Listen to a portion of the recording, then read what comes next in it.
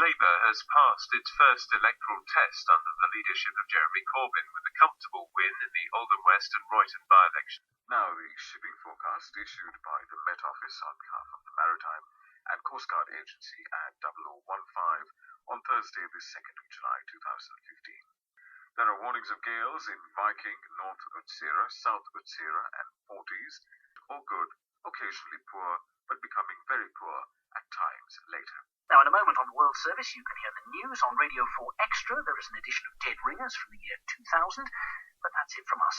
The time's just approaching 1 o'clock, so on behalf of everyone here at Radio 4 tonight, this is Charles Carroll, wishing you a peaceful night. Good night. BBC News at midnight. This is Kathy Clugston. Now on Radio 4, it's time for You and Yours with Peter White. This is BBC Radio 4. It's 8:10 and time to go live to the Church of St. Martin in the Fields in London's Trafalgar Square for the third in our Advent Sunday worship series, Paying Attention. And here on Longwave, that's where we have to leave that debate on the PM for the shipping forecast issued by the Met Office on behalf of the Maritime and Coast Guard Agency at 1725 today, Wednesday, the 2nd of December. There are warnings of gales in Viking, North Utsira, Tyne, Dogger, Humber, Thames, Dover, Portland, Plymouth, Biscay, Fitzroy, Seoul, Lundy, Fastnet, Irish Sea, Rockall, Malin, Hebrides, Bailey, Fair Isle, Faroes and South East Iceland. BBC News at 1 o'clock. This is David Miles. President Putin says Russia is prepared to work with all sides in the Syrian civil war after a peace plan was endorsed by the UN Security Council last night. UKIP's only MP, Douglas Carswell, is to be questioned by party officials after calling for Nigel Farage to step down as leader. After one of the mildest December nights on record, forecasters are predicting record-breaking daytime temperatures across the UK. Thanks, Sarah. This is BBC Radio 4. It's 5:30 on Monday the 12th of January. Good morning. This is News Briefing with Caroline Nichols. That completes the shipping bulletin.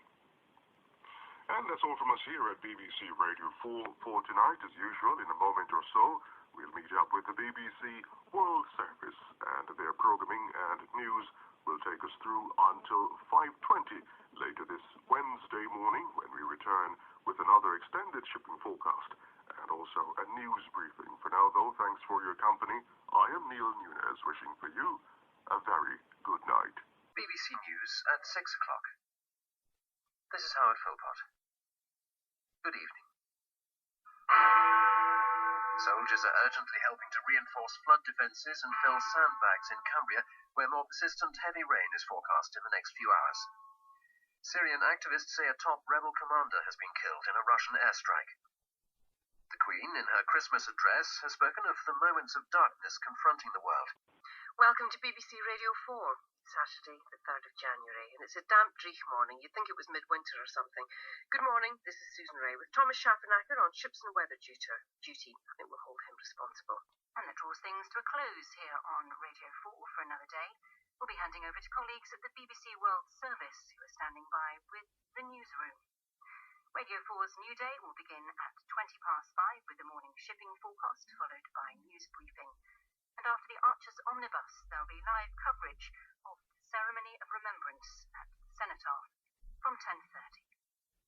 So from all of us here at Broadcasting House, this is Dalya Raphael, wishing you a very peaceful good night. Reminder to do something with your clocks before you go to bed tonight. Put them forward 1 hour. And that completes the shipping bulletin. And indeed, for tonight, that's pretty much all from BBC Radio 4. Susan Ray will be here to open up the network again tomorrow morning at 5:20. Between now and then, we'll join the BBC World Service in a moment. And our digital sister station does carry on through the night, and just about to start over on Radio 4 Extra, part 3 of our techno thriller, Only the Good Die Young. But for now, from BBC Radio 4 and from me, Neil Sleed, it's good night. The final part of our Woman's Hour drama, I Am the Very Model of a Modern Major General, is at the later time of 11:15 today. That's because we've a special treat for Christmas now, nearly twice as long, and with both the presenters, it's time for an extended edition of Woman's Hour with Jane Garvey and Jenny Murray. BBC Radio 4, the news at 6.5 minutes past 3. This is Zeb Soames. Soldiers are helping to build flood defences in Cumbria as forecasters warn of more persistent heavy rain in the region. The Queen in her Christmas Day address has spoken of the moments of darkness confronting the world.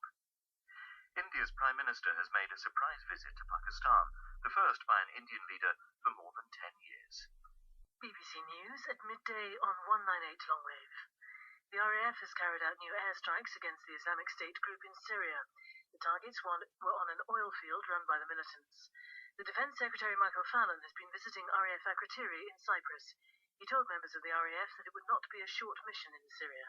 BBC News at 6 o'clock. This is Jane Steele. Good evening. Ed Miliband has sought to neutralise criticism of Labour's record on immigration, promising action to stop foreign workers driving down wages.